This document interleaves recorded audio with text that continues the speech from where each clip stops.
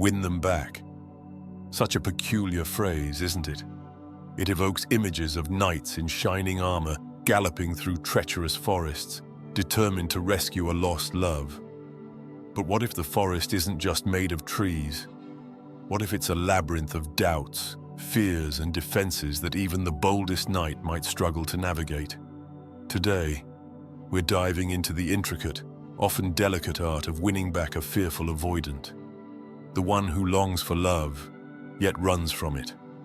Stay with me, and we'll uncover not a battle plan, but something far more meaningful, a path of understanding, patience, and perhaps redemption. Now, let me tell you a story. Once there was a man named William, steadfast and devoted, the kind of man who loved not with fleeting passion, but with quiet conviction. William found himself entangled with a woman named Clara. Clara was radiant, a spark of brilliance wrapped in mystery, but she was also guarded, her heart wrapped tightly in a cocoon of fear. At first, their love was intoxicating, full of promise. And then, like a sudden frost, Clara began to retreat. Texts unanswered, plans cancelled, affection replaced with silence. William was left bewildered, hurt, and yet still deeply in love. You see, Clara wasn't running from William. No, she was running from the vulnerability that love demands. This is the plight of the fearful avoidant, a yearning for connection tempered by an overwhelming fear of its cost. To love is to risk, and to risk is to hurt. So they protect themselves by pulling away. And therein lies the first truth, dear friend. To win back a fearful avoidant, you must understand that their distance is not about you. It's about their fear. But let us tread carefully, for this path is not for the impatient or the impulsive.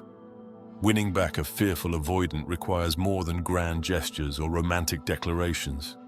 No, it demands something subtler, something deeper. Let me share 3 principles that William eventually discovered, and perhaps they may guide you too. First, respect their space. Imagine a cat in a sunlit room. If you chase it, it darts under the sofa, all claws and suspicion. But if you sit quietly, letting it come to you on its own terms, it might just curl up in your lap. A fearful avoidant is much the same. They need space, not to push you away, but to feel safe. William at first made the mistake of bombarding Clara with messages, trying to close the distance with sheer persistence. But all it did was push her further into her shell. So, he stopped. Not out of indifference, but out of wisdom. He gave her room to breathe, to miss him, to consider the possibility of trust. And isn't that the key? To let them feel that love is not a trap, but a choice, one they are free to make. Second, offer consistent reassurance. Now, this does not mean drowning them in affection or making promises you cannot keep.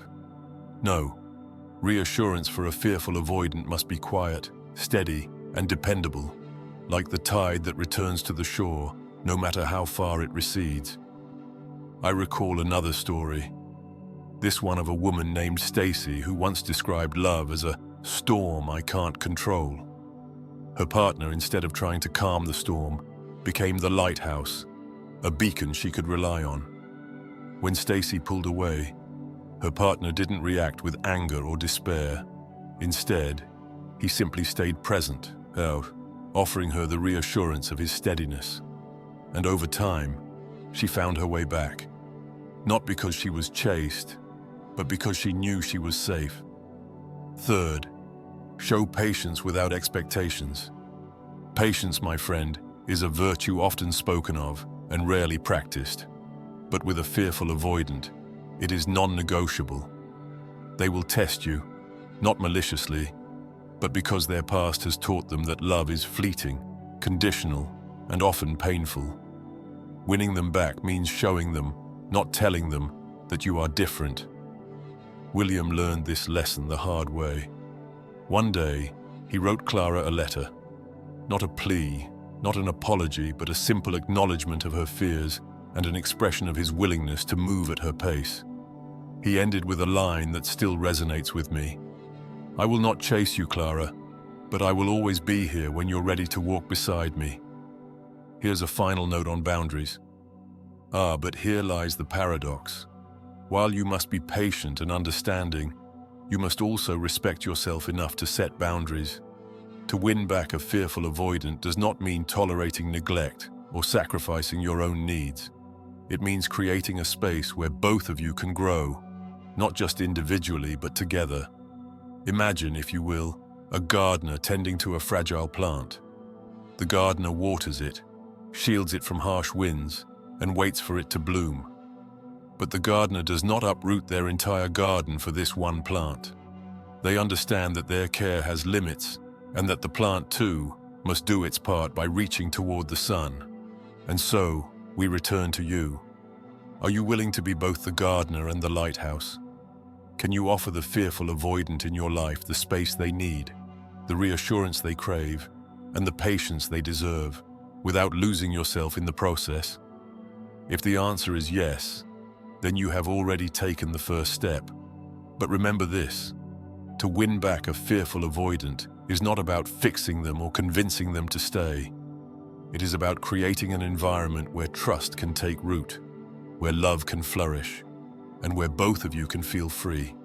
And if, despite your efforts, they cannot or will not meet you halfway, then take solace in this truth. Your love was not wasted.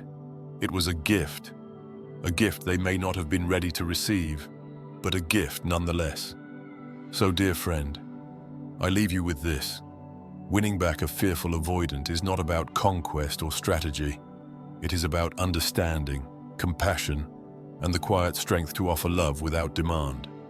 And in doing so, you may find not just their heart, but your own, steadier, wiser, and more open than ever before.